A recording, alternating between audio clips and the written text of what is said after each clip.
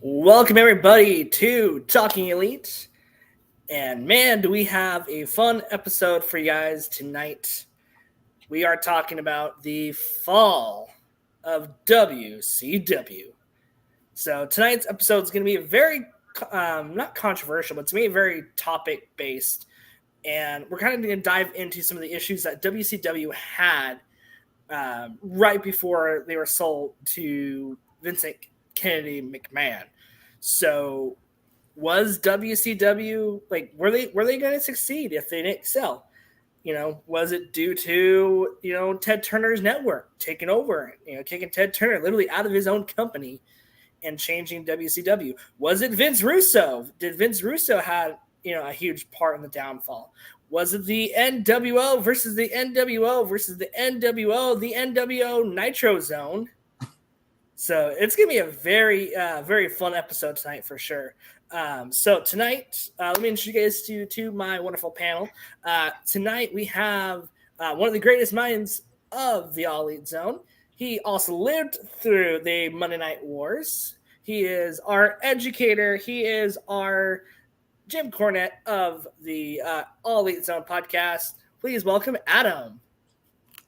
Hello. Yes, the Jim Cornette, except less racist. Except for less racist.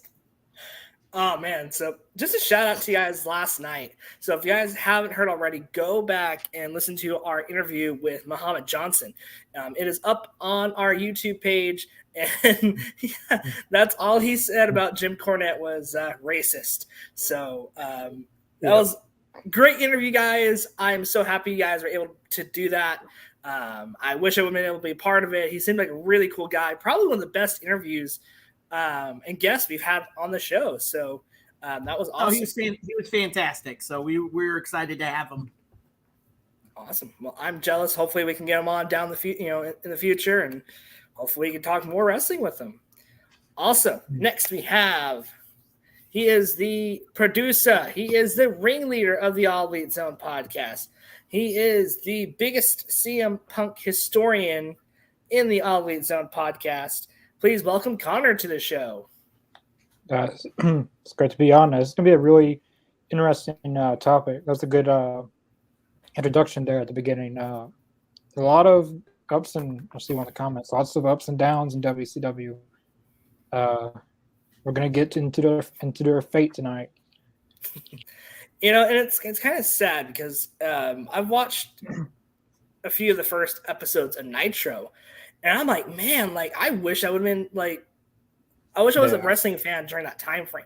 It looked incredible, just the visuals, the atmosphere, the Mall of America, being the first, episode. What a great way to kick it off, and especially have Mr. American himself, Hulk Hogan, in the main event. Against Big Boss Man of all people. But it worked. Yeah. It had buzz, I remember that. I mean, I was shocked by it when I was younger and I saw that, but I mean, I thought it was exciting. Yeah. Also, can't forget, Brian Pillman, God rest his soul, was a huge part of WCW before Nitro kicked off. In those first few episodes, I feel like Brian Pillman was almost like the Orange Cassidy, if you want to compare something now. He was, the workhorse of that promotion until he left for, WWF. Yeah. So before we kind of really jump into the meat and potatoes of the episode, what are your guys' thoughts on WWE rewriting history? Now, I know Adam, I know he watched last night the Dark Side of the Ring, and I know we'll probably dive into that whole controversy of Bash the Beach 2000.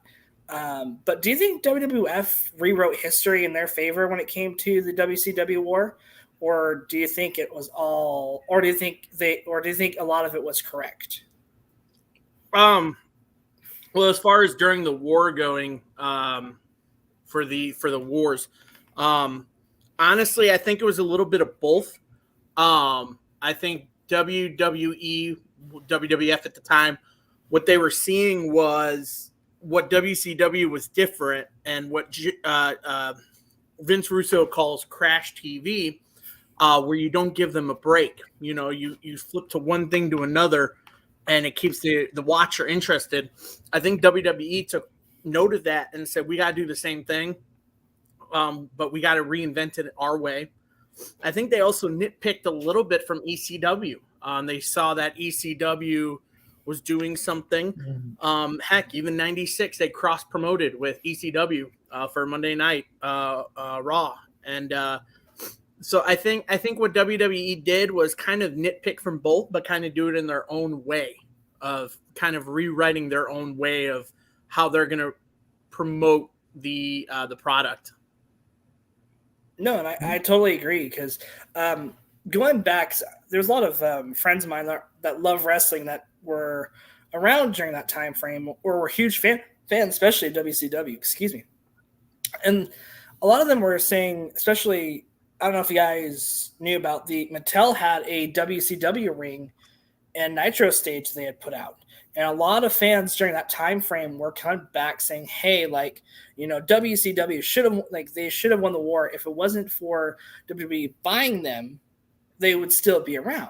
And that kind of brings up to kind of like a whole bunch of the issues that we're going to talk about now in the episode. Do you guys really think WCW, if they weren't sold to Vince McMahon, do you think WCW would still be around? It's an interesting question because, you know, when they Eric Bischoff was going to come back and retain all the rights, and he was going to be in charge again because you know, Vince Russo came in, and then there was Kevin Sullivan was the booker at one time. Then it just kept on going back and forth with bookers. But Eric Bischoff was going to come back and take it over. But I remember, like you can have the rights, you can have the library, you can have everything, but we're not giving you TV time. Like they were done, like at that time, what was it OAL? Like they were done with, like they didn't want wrestling on their product. They didn't want anything to do with wrestling. So that basically ended it all. But I wish that Eric Bischoff would have retained it all and go to another network and would have continued WCW because watching the documentary, a lot of people were crying backstage when Shane McMahon, when that happened, because a lot of people lost their jobs and their careers wasn't the same because, this is jumping far ahead, but they a lot of people didn't make the cut in WWE, and some their careers would have went in a different path if WCW wouldn't have folded. But I would have loved WCW to still be around. Well, if you look at the ones that kind of stayed around that survived, you know, I'm glad Sting never went to WWF because I feel like that would have killed his momentum. You know, yeah, we would have had a great match with The Undertaker, but as we saw at WrestleMania, you know, when Sting went up against Triple H, his only WrestleMania match, they squashed him. They beat Sting. That was like the nail in the coffin. That was like the last end of WCW. You basically beat everybody. You know, I think really the only one that was maybe booked consistent was Booker T. That was still a WCW original. Other than that, you know, DDP was made to be a stalker and a creep. So one of your biggest baby faces in the company. A lot of them, when they got bought out, they just waited out their AOL contracts as to expire. Like Hulk Hogan, like they eventually came over, but they just sat home and collected a paycheck. Goldberg, Sting, a bunch of them.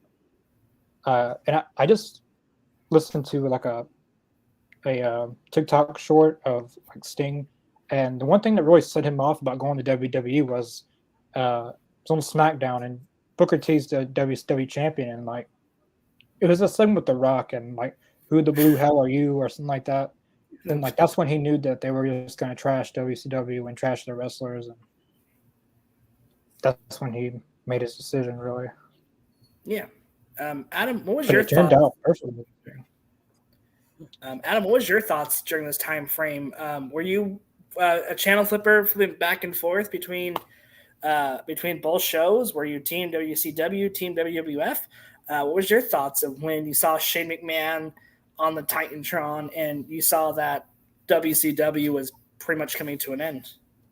Well, for me, it was shocking. But I was what you said. One night I'd watch a whole episode of Raw. The next week I'd watch a whole episode of Nitro. There are some nights where I'd flip back and forth between both. I know one particular night because WCW was always mostly live, and WWE back then, they did a lot of tapings. And so what WCW did different, and this was a brainchild of Eric Bischoff, was they wanted to give kind of like the giveaways of what WWE were doing on their show. So they would leak the whole show before WWE came on. And so, I mean, I think the big mistake though was with WCW, it does come down to the whole control of both creative and money of networking and all that stuff. But the biggest thing was creative and creative differences and where they were going. And my thing was, I think WCW could have survived a little longer, not based off of money from networks and all this stuff, but also just creative. I think they lost a lot of fans over creative, and they were hurting for an audience and for storylines. And yep, Mac, you agree with me. But yeah, no, I think I just think they had too much going on that it just was their own demise. Ethan says they had too many boomers. He's not wrong. No, yeah, not Bookers wrong. I mean, it kind of makes Bookers baby boomers. I don't know. Well, if you look at it too, because I know I was listening to the Vince Russo interview, and it was actually a very polarizing interview because I have mixed opinions on Vince Russo. Not as a human being, like I separate the man, and his family. I hope he stays healthy and has a long, healthy life. But he had a very interesting interview yesterday on Busted Open, and he was mentioning how at the time two of your bookers were Kevin Nash and DDP, and having Kevin Nash and Hulk Hogan with stipulations in their contracts, basically saying they could do pretty much whatever they wanted. That especially Hogan could literally have to rewrite the whole show within like a few hours or less. It kind of brings us to one of the bigger points, Bash of the Beach. That kind of, the whole build up to that. If I remember correctly, was this before or after the Finger Poke of Doom? This was after. Yeah. With Bash of the Beach, and it's interesting from the episode yesterday because hearing it from, and I told you guys before we went on, and everybody watching, I told them, your viewpoint of Vince Russo is going to change completely, and your viewpoint of both Eric Bischoff and Hogan are just going to go in a direction of negativity. Because what had happened was, according to Vince Russo, he had wrote in the production group, there was him and like 5 other writers or producers, whatever. And they were all talking about who's going to be the next person because they were trying to get away from the old timers taking over the show. They wanted to show new young blood in WCW. And unfortunately, people like Hogan, Nash, Scott Hall, or Bischoff, they were holding on to the old timers kind of thing. So it was kind of this feud of the old timers and the new blood. And Eric and Vince Russo went to producers. I know I'm giving away a lot of the Bash at the Beach. But people need to watch it because it's great. Vince Russo went up there and says, who do you guys think, if you could put the world championship title on anyone right now, who would it be? And unanimously, all 5 of them said Booker T. So 5 writers in there said Booker T. So their plan for Bash at the Beach was Booker T versus Jeff Jarrett for the WCW championship. What happened was Hogan, like you said, Lane, with his contract, he got a lot of creative control based on his contract with Eric Bischoff. Him and Bischoff were tight. And when Vince Russo came over from WWE, he knew there was some distinction and some tension between him and Hogan. And so they were going over it, and Hogan came in, and it was going to be Hogan and Booker. And, well, before that, we had to put someone else with Jarrett over, and Jarrett was going to go over Hogan. Hogan was going to give Jarrett the over. Unfortunately, Hogan didn't want to do this, so they wrote multiple endings to it. According to Vince Russo. Vince Russo wrote 2 scripts. Both to make Hogan go strong, but still not end up walking away with the WCW title. And in the end, Hogan and Bischoff basically cornered Vince Russo in the trailer, in Eric Bischoff's trailer, and basically said, this is what's going to happen. And the whole idea was Hogan was winning. He would disappear for a few months. Then a tournament would be held for crown a new champion because he would take the title with them. Someone would be crowned the new champion until Hogan would walk out in the finals and say, no, I'm still the champion. That was their story. But Vince didn't want to put the belt on Hogan because he wanted new blood. Bischoff said that meeting never went that way, blah, blah, blah. Here comes Jeff Jarrett. Jeff Jarrett was caught in the middle because he thought Hogan was putting him over until Vince Russo came in the locker room and told him Hogan ain't going to do it. Hogan's not going to put you over. I want you to go out there, lay down, give him his title, and let him have his title. Basically saying, just screw Hogan, just do what he has to say, I guess. And Jarrett was confused on it. And credit to Jeff Jarrett, very professional, because he said during that he was still in the back when his music played like 3 or 4 times. And basically, he was confused. He's like, I don't want to go out there. I was frustrated. I go, how do I do this? What am I doing? He's thinking about his family. He's like, how am I supposed to feel about my family? And so he finally goes out there, and Russo's out at ringside. And finally, bell rings, and it's the infamous Jeff Jarrett lays down. And Vince Russo tosses the belt in the ring and walks away. And you can hear Hogan get on the mic and says, "This is the reason why this company is going the way it's going is because of BS like that."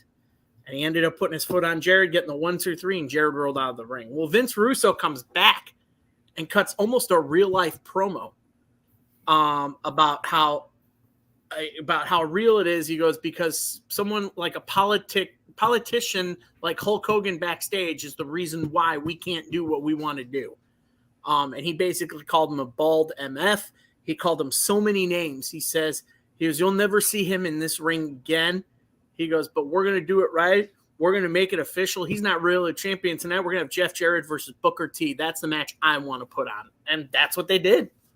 And so I think from that perspective, on that Bash of the Beach, like it just went haywire from there because a lawsuit happened. Hogan sued Vince Russo for defamation of character. And the funny part about this defamation suit was judge looked at it and says, so you're a pro wrestling company and this pro wrestling figure is using your pro wrestling name in a promo on a pro wrestling show. And they're like, yeah, basically it's yeah. So the judge saw it as it's a character name, so it was thrown out. It's so wild. So the whole lawsuit was thrown out, but Hogan still sued. But in the end, Hogan pretty much won money from the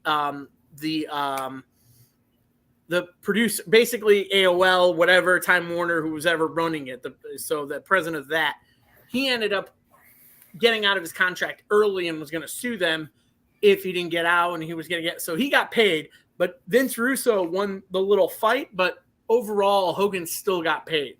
And in the end, nobody won in Bash at the Beach. And pretty much from there, it just went to hell. No stories were going right and everything. And obviously we can go to the whole David Arquette winning the world title. Like everything just spinned out of control after Bash at the Beach. Yeah, because that was really huge of the downfall. And then you had almost everything going on when they were trying to catch lightning in a bottle again with the NWO, and then just had they had the Wolfpack, they had the regular NWO, they had the Latino World Order. Am I missing? Oh, Blue World Order, but that was ECW. Wasn't it a NWO team or something? Or it was Wolfpack, the NWO Wolfpack. So let me ask you guys this, because I'm still learning a lot about WCW, right? Do you think that with the 2 formations of the NWO it just saturated their product? Do you think it saturated it? It kind of ruined what was so great about it? Over time, I think it did. Especially with a lot of talent. Like that was the reason Jericho when a lot of them left because they're just doing this like NW, and like you already knew what you were doing really. And basically the entire show was NWO. Like it wasn't even like who can they even go against at this point? Like, the only people they had was Goldberg and Sting for a little bit, but Sting ended up joining. Yeah, because Goldberg. NWO. Yeah, But Goldberg was really the only one. But did Bret Hart join the NWO? But because I knew Vince Russo because I knew he had plans for Bret Hart to be in the NWO towards the end, but it didn't happen because of his injury. Yeah, I can't remember. Adam, do you know Bret Hart never officially joined the NWO, correct? I don't think he did. They were teasing it a lot in story, but I don't think he actually joined because that's where the tail end of everything was going to crap was for WCW. But I'm with Connor. I think it oversaturated WCW because you buried a lot of guys in the back based on what NWO Black and White would do against NWO Wolfpack, because it started being you're on this side or you're on that side. And then later it's the old school NWO group versus the New Bloods, which was the other NWO group, was the New Bloods. So you had NWO everywhere. So you were oversaturating everything with New World Order stuff. I think that also hurt the product a lot. And it all stemmed from Eric Bischoff and Hulk Hogan's creative. Because after that, Vince Russo just almost like was done with WCW after that. He's after Bash at the Beach and then like everything going on with NWO, he pretty much was done. And another interesting backstory on Vince Russo, when he left WWE, the reason he left was because the new show SmackDown came out. So SmackDown came out and he was doing both. And he actually went up to Vince and he goes, bro, you know how Vince Russo is. He goes, bro, we got to get another writer because I need to spend more time with my wife and the kids. Like literally, I want to go home because my wife needs help with the kids and I want to help her with that. And I want to be closer because she's moving here and I want to move closer to that. And I guess Vince just looked at him. This is according to Vince Russo. Vince Russo said, Vince looked at him and says, why don't you just hire a nanny to help? And in the documentary, Vince Russo goes, you don't tell a proud Italian man that you're going to pay someone to watch their kids. Like that's, as an Italian, I felt more respect for Vince Russo then. I was like, he's kind of right. Like an Italian father does take care of his family. I mean, that's heritage. You can't deny that. So that was the reason he came over to WCW, because WCW was looking for that kind of like action that WWF was doing, in the mid to late 90s. But yeah, no, I think it was just the oversaturation of NWO and the booking of Eric Bischoff and Hulk Hogan and his friends. And then your payoff was, and this is actually coming from Kevin Nash himself. Then you have where Kevin Nash beats Bill Goldberg via interference and using a taser. And then what happens? Instead of having this great idea to have a great feud with, one of the biggest stars in wrestling, you go back to Hulk Hogan. Hulk Hogan pokes you in the chest, and you lie down. Per Kevin Nash, Hogan was the way to make money. If you weren't on Hogan's side, good luck.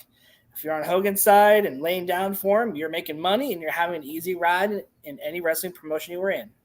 I remember Tony Schiavone once said in one of the documentaries I've watched that more people who were in charge had less.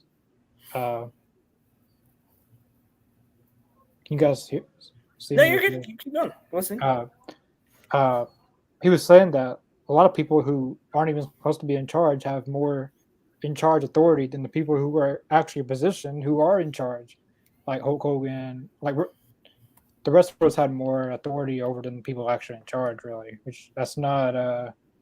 That's how people butt heads. Everyone's got their own ego that they want this way, they want it that way, Hulk Hogan seemed like a very his way or the highway, I guess you'd say.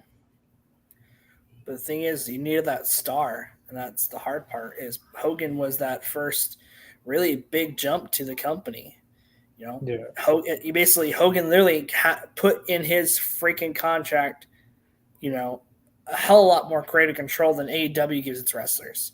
So when people complain about how AEW the wrestlers had too much say, go back and, like I said, go back and look what Hogan and Nash, look what they did to WCW. Because towards the end, they really ran that company to the ground. Like Hogan was probably of course, he was the one that got him over the edge of that 1995. But a lot of those guys didn't need creative freedom, like Kevin Nash and who else did they give creative control? Macho Man. It wasn't just really creative control. It was more just booking ability. Like only a few people. Like I know how AEW, like it's only like Moxley, Jericho.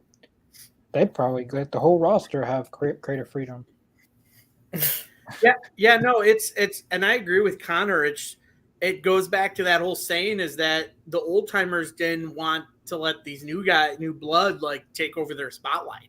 I mean, it's as simple as that.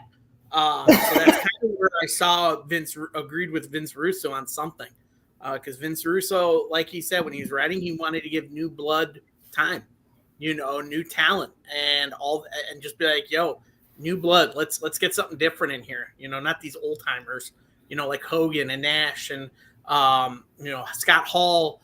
And he goes, I wanted to push people like Booker T, Jeff Jarrett, Sting. Like he wanted to push all these guys, even though Sting's not a new blood, but someone who's not really prominently like featured in WCW when Hogan, Nash, and Hall came over.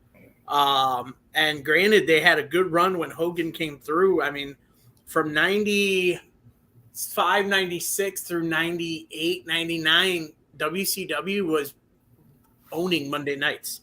They were literally beating Monday. I mean, that's why Eric Bischoff's podcast is called 92 Weeks. Yeah, because that's how long they beat Monday Night Raw in the ratings. Except I know what night that they lost the ratings and went back to WWE was when they spoiled that Mankind won the title in WWF. That's when everybody switched over. That was their big mistake. You're like, you shouldn't have said that. Now people want to see that moment. They just turned off your show. Because sometimes it really bit them in the ass, didn't it? Because sometimes it backfired. Because at that time, like you say, Mankind won the WWE Championship. Well, they're going to go and turn on the other channel see if he actually won it. But at that time, there wasn't really like what we have today, like pictures and stuff and stuff like that. So like they're going to actually go watch it. So my question is, was there any other instances where that bit him in the ass? Because we all talk about Mankind winning the WWF Championship, right? Can you guys recall a time where like another segment that they brought off on live TV that screwed him? Talk about WCW? Yeah. I mean, I've already mentioned David Arquette. That still is talked about today. Even though David Arquette is trying his best to erase that kind of from wrestling lore, he actually did quite a bit well fixing it. Like I'd mentioned you guys before, if you haven't seen it, anybody's seen it, it's called You Can't Kill David Arquette. Mm-hmm. It's a great documentary. Basically, David Arquette's been a wrestling fan since he was a kid. And so, he got into it, and they made this whole dumb story based off the movie Ready to Rumble, where, he got involved and he won the world title.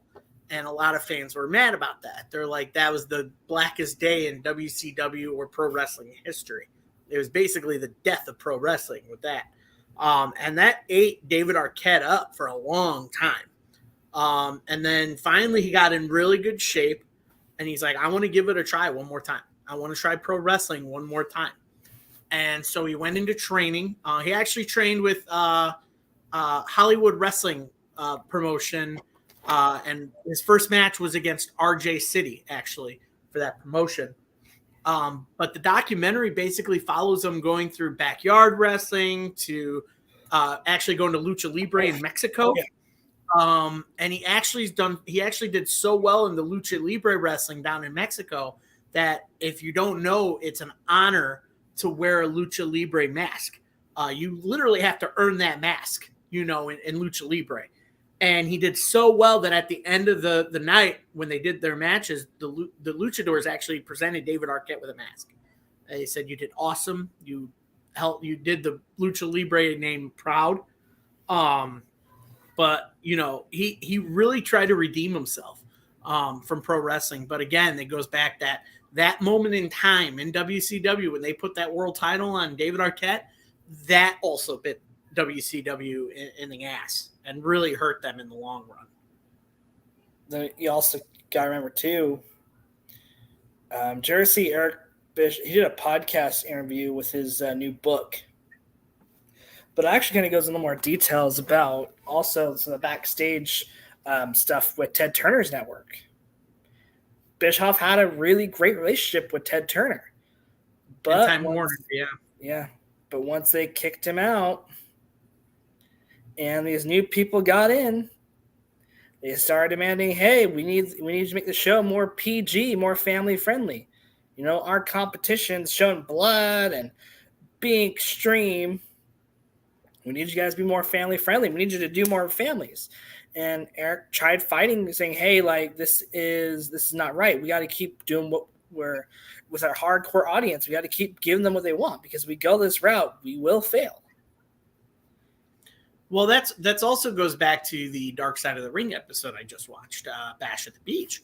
Basically, they did kind of scoot Eric Bischoff out of the company and a lot of creative as well, but they were struggling so bad that it was actually Vince Russo that asked them to bring Eric Bischoff back and said, "I need help. You need to bring Eric Bischoff back." He goes, "I can't do this all by myself." So he was willing. Vince Russo and Eric Bischoff were willing to work with each other. It just they didn't see a lot of eye to eye, and Hogan was Bischoff's boy. And then it does come down to the network where after the whole debacle, and this is on the Dark Side of the Ring documentary if anybody wants to watch it, it's great. But Eric Bischoff goes into detail that the night that they sold to Vince, that he was waiting because him and his company were ready to buy WCW. Really? They were ready to buy WCW and the tapes and the library and everything. Basically, Eric Bischoff had the money ready. I can't remember how much he said it was going for. It was something like this million and that million. And then one of the reps called Bischoff one night and said it's done. And Bischoff thought, "Oh, it's done. We got it. We got WCW and the tapes." But in the end, they said, "No, WCW is done. It's dead. They're selling it. They're out. Time Warner doesn't want it anymore. They're moving on. They want to get rid of pro wrestling on their channel." And that's when Vince McMahon swooped in and bought WCW. But that's the whole debacle right there when it comes to companies like that. Like Time Warner and million billionaires like Ted Turner and his company saying, "We just don't want this product anymore." And now let's look at this. We jump ahead many years later, and AEW is on TBS and TNT, once owned by Ted Turner. Yeah. So it's just poetic justice, I guess. What could have been. Ethan says he wishes Bischoff's team would have been able to actually buy it. And I'm curious to see what direction that would have gone. Like, what network could they have gone to? Well, yeah, at the time too, and if you watch the Rise and Fall of ECW documentary, they talk about that they went to, they were going to go to Spike TV. They were going to go to Spike TV, the men's channel, and they were going to do pro wrestling there. In the end, WWF actually ended up on Spike TV a little bit. WCW could have ended up on Spike TV. So there's one channel they could have ended up on, but to go with you on that one, Lane, I can't really think of any networks other than what WWF had with the USA and all that would take it, so it's crazy. It's crazy to look at what could have been, but of course the person that, buys your company can rewrite its history. Then if you look at everything that happened, look at, Sting really was it Starrcade? Starrcade where Sting should have beat Hogan? Starrcade 97. So there's a lot of signs that the company was heading towards a bad direction. Well, again, and like I said, it changes people's perspective of, you know, when you watch that Dark Side of the Ring and basically seeing how much creative power Hogan had in WCW that he didn't have in WWE, WWF at the time. You know, the byproduct of Hulk Hogan was Vince McMahon, you know, and Terry Bollea, however you say his name, he basically ran with that character and made it. But it was Vince's baby, you know. He's like, Hulk Hogan was my idea. I just picked the right guy to run with it, and Terry just ran with it pretty much up till now. It's for his whole life. He's still going. Yeah, he's still going with it. You know, you barely call him Terry anymore. People call him Hulk Hogan. Yeah. And that was the funny thing is Vince Russo said that on the Dark Side. He goes, I had no problem with Terry, the guy. Like, I wasn't calling out Terry in my promo at Bash of the Beach. I was calling out Hulk Hogan. That's why it was so silly that Hogan sued for defamation of character when it's a fictional show. You know, it makes you really look at, like I said, it made me look at Russo, even like just listening to him yesterday, makes me look at him in a different light. Like, there's a lot of things I don't agree with Russo on, but, you know, looking at it coming from two pretty much egotistical maniacs. Vince is a huge egomaniac, and then looking at Hogan, right? Or at least the character of Hulk Hogan. You know, I get you want to protect your character, but I can see why he looks so badly on the wrestling industry. Well, it's not just Hogan; it's also Bischoff. Bischoff is another one of those egomaniacs too. Bischoff had this idea of control over everything, and you know, when him and Hogan got together, they basically thought, we're just going to build this monopoly of a wrestling company and basically do whatever we want. That was basically their goal with WCW. Unfortunately, you left a lot of guys out, and you left a lot of guys with bad taste in their mouth. That, I mean, the documentary even says Jeff Jarrett said he looks at Hogan completely different after Bash of the Beach. He says, I look at Hogan in a way different way, and it's not a good way that I look at Hogan. He goes, it was just that ego maniac control over creative because of he doesn't want to hurt his character, you know, but it's at the same time, it's like, dude, but you're hurting the industry when you don't let go. It was the same thing with the Dark Side of the Ring. I know we're getting off topic, but it was another one of my favorite episodes. The Dark Side of the Ring of God, what's her name? The female lady, the old school lady that they talk about, Mae Young. Oh, Mae Young. Yes. So the story about her, and obviously nobody knows about Mae Young. She's been in the industry for a long time. She passed away, but she was in the industry for a long time. She was basically the female pioneer of women's wrestling back in the day. But allegations came out that she was using female wrestlers and taking money from them, from their jobs and other promotions, basically saying, you owe me this percent. Also charging them for staying at her grounds for the wrestling school that she was running. There has been accusations that she pimped out girls to male wrestlers and promoters. There were rumors that she basically lowballed women wrestlers and told promoters, don't hire them, you know, take me or take this, don't hire this woman, you know, they're not worth it. So she wasn't really well known for being a nice lady. But those are just allegations. But she didn't want new young girls taking over her spotlight. And I saw that, and that's basically what it felt like watching Jeff Jarrett talk on that episode about Hogan. About Hogan doesn't want his image, his candle to burn out basically on his run. And that was the same thing with Mae Young. I mean, Mae Young was the same way. She's like, I mean, look at her. She was in WWF all the way up until she passed away. She was always on WWF TV. Right. And the fact that they almost named they named a tournament after her. And then they, is it Mae Young? I think no, it's it was Mae Great Young. Muda. Yes, thank you. Yeah, I kept saying Mae Young. That's my bad. I meant. They're both very like pioneers. I meant Fabulous Moolah. I'm sorry. Yeah. Mae Young. God bless her soul. I loved Mae Young. It's Fabulous Moolah. Thank you. I Yeah, told the she whole was. story, but it was Moolah. Yes, it was the Fabulous Moolah episode. So that was the accusations against Fabulous Moolah. They were going to do the Battle Royal, the Fabulous Moolah Battle Royal, but they actually just called it the Women's Battle Royal because of the allegations. But yes, Fabulous Moolah. Thank you for correcting me. So was this kept me young? Before I get back onto the WCW topic, did this happen? The allegations come out before or after Dark Side? They came out before. That's why they did the whole. That's why they did the episode. That's why they did the whole episode on Moolah, because of these accusations coming out against her from different women. Even though some women are like, I've never had that issue with Moolah, but some women said they did. So I mean, who knows who's saying what? It's kind of like with Bischoff, Russo, and Hogan about Bash at the Beach. Who knows the real who's right, who's wrong, and who's telling the truth? Yeah. I know Ethan agrees. Bischoff didn't know what he was doing. Kind of like you're running a music company and you hire someone who knows nothing about music at all, but he's in high position of power. Mm-hmm. No, I agree, Ethan. And yeah, it was at that point where they're like, Bischoff was young, hungry to run this, to be a CEO of this wrestling company, and they gave him the reins.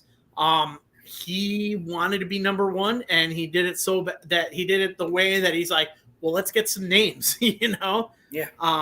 He says, someone said, he said on the documentary, someone called him and said, hey, Scott Hall wants to leave WWF. And he came to WCW. And then the following week, Eric Bischoff got a call from Kevin Nash. He wanted to come to WCW. And a light bulb went off in Bischoff's head. He goes, well, here you go. If I can get these two, they're good friends with Hogan. Let me get Hogan over here. And that was it. And Hogan was looking for a way out because after the steroid trial going on at WWE/WWF, everything going on with him and Vince at the time, like it pretty much just snowballed into this whole Bischoff as a kid with all these toys, but doesn't know what to do with them. Is that why a lot of people kind of make the comparison between him and Tony Khan? I think so. The only difference was Tony has that support. Tony, if there's a time he's starting to get that support of creative. At the time he was doing it by himself a lot. Yeah. But now you're starting to see where people are like, hey, let's help you out with creative. WCW is basically Bischoff saying, I've got me and these three guys. That's it. These are my three creatives, Hogan, Nash, Hall. We're just going to run everything, and we want all our friends to do this. Where in AEW, you've got people starting to come on the creative team with Tony Khan now. Starting off, Tony, he had it run. There are some pros and cons to Tony Khan. Yeah. But at the same time, there was that moment we talk about as fans, he does need help with creative. And that's why it's nice to have, you get producers in there like Jerry Lynn's in there, and you get people like I can't even think of his name right now. Dean Malenko in there. You got people writing creative like Daniel Bryanson. You've got all these people coming on to write creative with him. These people that actually are not just fans, but they know the business because they've been in it so long. Tony, he came in, he's just a fan, but he started adapting to it. Whereas I feel like Eric Bischoff wasn't a fan of pro wrestling. He was just a businessman looking to get rich and do something to be number one. Now I'm worried because Tony does have that thing of he likes to go off and run rants either on his mouth or on Twitter. Yeah. It's like, dude, Tony, you got to hold it back. You got to swallow and just take pride and be like, listen, like, don't feed other promotions this, be like, oh, well, look, they're crybabies. They're mentioning us, and it's like, Tony, just be prideful of what your product's doing, Yeah. I mean, you're about to do one of the biggest wrestling shows we've ever seen in Wembley. It's and so far we've got one match. This is your time to make it or break it. I mean, this event I feel is a make it or break it for AEW and the trajectory of where they go. I have hopes, I have really big hopes for it too, because I feel like it's going to be a great pay-per-view. It's going to have a good crowd. And people have to remember that the UK crowd, they're just a wrestling crowd. They love wrestling. It doesn't matter if it's AEW, WWE, Impact, New Japan. They're wrestling rabbits. And the fact that they're getting a show like AEW where they're going to focus mainly on wrestling and not have stupid in-ring segments like some other promotions do at their show, they're going to have actual matches. And that's the thing. It's like, I want AEW to stick to that, where they do pay-per-views and shows where it's mainly wrestling with a little bit of storyline sprinkled in. Yeah. And that's what I'm taking off from David's comment here. That happened in WCW is happening in AEW, sadly. And he is touching upon that a little bit. David is touching on that because I am starting to see some similarities with AEW to WCW. Only difference is AEW is freshly new and they're still growing big and stronger, whereas WCW had been around since the early 90s after, Jim Crockett promotions kind of were under and went to, were gobbled up, and WCW was born from it. But I think what we're looking at now is AEW has to stop looking at past promotions and pretty much do their own thing and not rehash what was going on in the old days of pro wrestling. There's and I kind of feel what David's saying. I'm still going to watch AEW because I love AEW. I love the stories they bring. I love the matches they put on, but it's not to say I hate WWE. I just prefer AEW matches over WWE's for the most part, Of course.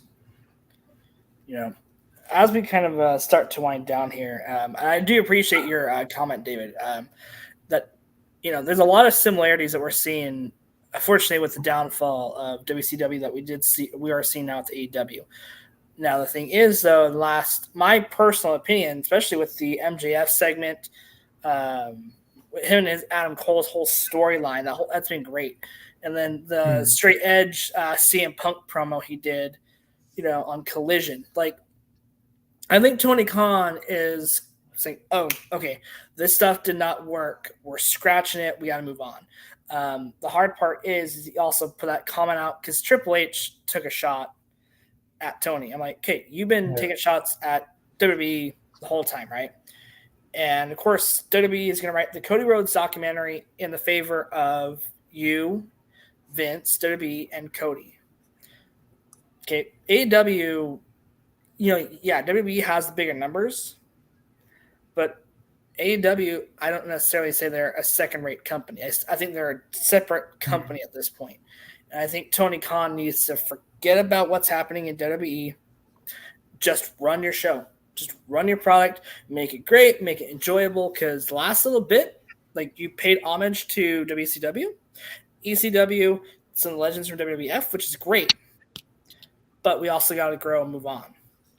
And hopefully after we have RVD and Jungle Boy, hope something else comes out of it. And we kind of, I don't mind mentioning ECW, but we need Jungle Boy to start having some different competitors besides a couple legends. Unless you're going to go the whole legend killer Jungle Boy route. That's what I was saying last night. That this could like each week he goes against an ECW legend, like he's doing Robin Dam. So we've seen Sabu in AEW, but maybe Tommy Dreamer or Bully Ray's talked about it. Rhino's still active. Blue Meanie does a little bit. I believe he was in AEW one time. That'd actually be pretty fun. Yeah. I don't know. I think we were talking about this last night. I feel like Tony Khan saw the comment by Triple H and said, I'm not having another documentary come out of the Elite reuniting in WWE. So he got those contracts signed by the Elite. He got them signed back. But you knew that was coming, though. No matter. But I feel like he got it done once. I don't know if he did or not, but yeah. I think we're closer to getting CMFTR and the Elite sooner than people think that they are, because a lot of interesting things have happened with CM Punk walking out the E, and then Mac Jackson's comment was kind of similar to that. I hope they've all made up and do what the benefit of AEW. Putting AEW over as a whole. Yeah, because it's the biggest storyline going into any wrestling promotion right now. Like you as a talent, yes, you may hate each other, but think about it. You literally could have a bigger storyline than the Bloodline.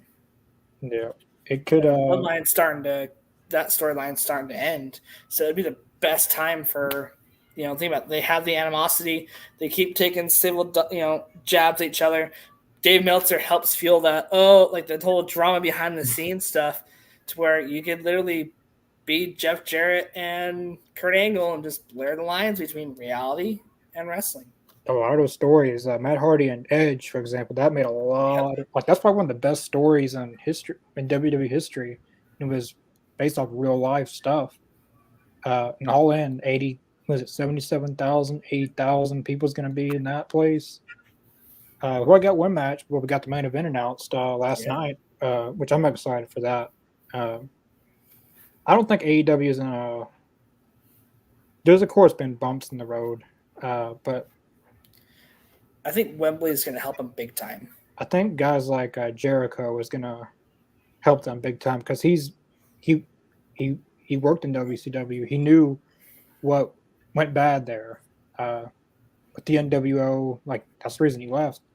So I have high hopes for guys like Jericho to help AEW succeed.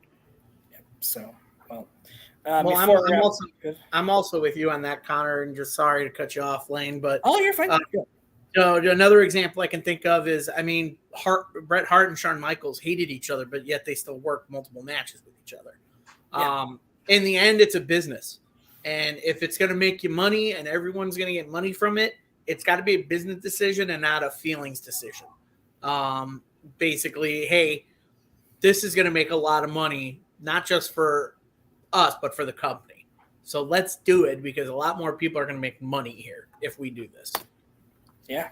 So as we start to wind down and end the episode, and this also goes out to our people in the comments section, what do you guys would say was the final big nail in the coffin for WCW? There's a couple of them. It's hard to pinpoint one. A lot of people say it's when David Arquette won the world titles when WCW died, and that's what I'm talking about when you were off. Fortunately, did Vince Russo win the WCW championship? I think he did, didn't he? I don't know why. Didn't Eric Bischoff as well at one point? Both of them traded the title. 3 bookers. Well, 2 bookers. David Arquette wasn't a booker. Yeah, I think it's a combination of both the David Arquette, Bash at the Beach, and just the inability of creative for WCW. I think that was the killer, where I think WCW went under. And we can't forget the little honorable mention of the network. I think the network was a big part of that, as they were trying to get rid of pro wrestling off their network, and didn't want to deal with WCW anymore. I've seen a comment. Before we get to our comment section, for me, I would have to say, I think for me, the final nail in the coffin was the network itself. Yeah. Because Bischoff, like Adam was saying, Bischoff had the money, ready to go, ready to buy everything and take it to another network. But TBS is like, no, you know what? We're going to sell it to Vince McMahon. He knows what he's doing. You guys obviously don't. And then I know Vince was originally planning on revitalizing WCW, but the USA Network was like, no. He kind of did a little bit. Like, do you guys remember during Raw? It's stupid, but they would like tarp everything off and then have WCW on Raw or something. Yeah, it would be all WCW. Because I think that was like at the time he was trying to get it going again, but yeah, it's the dang network, man. Networks are weird bunches for sure. I wish they would have just sold Eric Bischoff, because maybe WCW would have been around if Eric Bischoff would have taken it to another network and rebuilt it in some way. Well, it's the same with ECW. If ECW would have found a network, I think they would still be around today too. Yeah. Yeah, because ECW's WWE owes them a lot of stuff because if it wasn't for ECW, a lot of their hardcore stuff would have never happened. They wouldn't have gotten those ideas. Mm-hmm. True. Ethan, I don't know if this is the comment Connor was talking about. Great way, I think, a positive note to end on. Who was your favorite cruiserweight in WCW? There was a lot of good ones. Between Eddie Guerrero, a lot of luchadors. That's what WCW did. They introduced a lot of luchadors into wrestling. Rey Mysterio, Eddie Guerrero, Yeah. Mr. JL, just Jerry Don't Lynn. get, controversial here, but Chris Benoit. He was. He was one of the most I would have to go with Juventud Guerrero. Juventud Guerrero. Heck yeah. Guerrero. Rey Mysterio was a really good cruiserweight there. And Psychosis was good too. I mean, they brought Psychosis in because they brought in a lot of the cruiserweights from ECW. So you had Psychosis, Juventud Guerrero. Yeah, that's really one of the things that Jushin. That's what Eric Bischoff would do was he would take a lot of people from ECW and make them because Eddie Guerrero, Rey Mysterio, Psychosis, Dean Malenko, he was just ripping them off left and right. Yeah. So Mr. Jacobs, unfortunately, was not able to make it on tonight. His favorite was Rey Mysterio, dude. So he really started a bigger name for himself on at least on a national scale during WCW, and then just crazy how far him and Jericho. If you think about it, him and Jericho had the longest careers of anybody in that WCW cruiserweight division. And I seen one comment that said that I remember watching the WCW documentary and like the last episode, like the final episode was really good. And they finally gave the title to Booker T the moment they go out of business. And then like it was on a positive note. It felt like Booker T was it Booker T and Flair the last match, world title. Like they had a really good match. It felt like it was going in a good positive direction. And then it looks like that's the way it had to be. Like they started figuring things out once they were closing the doors. Which that's the hard part. But unfortunately, AEW is kind of like today. I hate to make the comparison. WWE, AEW is WCW, and Impact is ECW. Pretty much. Which I prefer. Kind of like what Adam was saying. I still like some stuff WWE does, but for me, AEW is more of an enjoyable and watchable product. Just gonna be honest. I don't wish them to go out of business, WWE or anything, but it's just not my cup of tea. Yeah, I think it's the best way to kind of close off the episode. But Tony Khan can make or break history at this point in time. You can either repeat the mistakes that Eric Bischoff has made and everybody compares you to, or you can go off, make sure Wembley Stadium goes off without a hitch, give us some of the best storylines going into it and out of it, give England and Europe a great way to say, hey, we're going to come back, we're going to sell the same amount of tickets or more next year. And I think, you know what? I think Tony's going to not make a lot of the same mistakes that Eric Bischoff made towards the end. I think Tony Khan's starting to realize, hey, like we are making things or, changing things up, making things different. So very, very great episode tonight, guys. I really appreciate all of you guys in the comment section. Oliver, appreciate you. That stuff, it's super crazy. Super crazy. I love Super Crazy, yeah. Ethan, his favorite was Billy Kidman on the cruiserweight. So thank you. Very underrated. Ethan. Thank you, everybody, for watching Talking Elite this week, episode number 29. It was a really great episode. The discussion was great. If you haven't already, go watch Vice's Dark Side of the Ring because it kind of helped this episode. It actually kind of came out at the perfect time. So Yeah. Up a lot of good talking points. I'm going to go watch it as soon as we get off.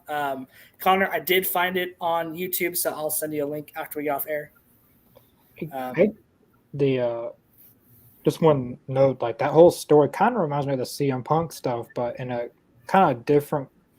It's a lot different, but makes you think of some of the same stuff. Yeah. But yeah, I'm definitely gonna watch that. Like that's a really It's kind of ironic that we're doing this episode and that comes out. Yeah.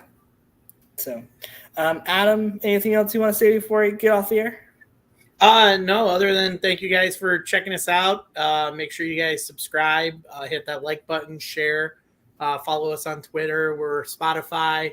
I'm still trying to remember all the social medias we're on. So don't forget about X. We're on X. Yeah, X. It's X. But yeah, no, thank you guys for joining us.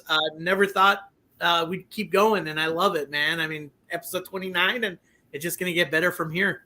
Yeah, we got a lot of big stuff planned coming up.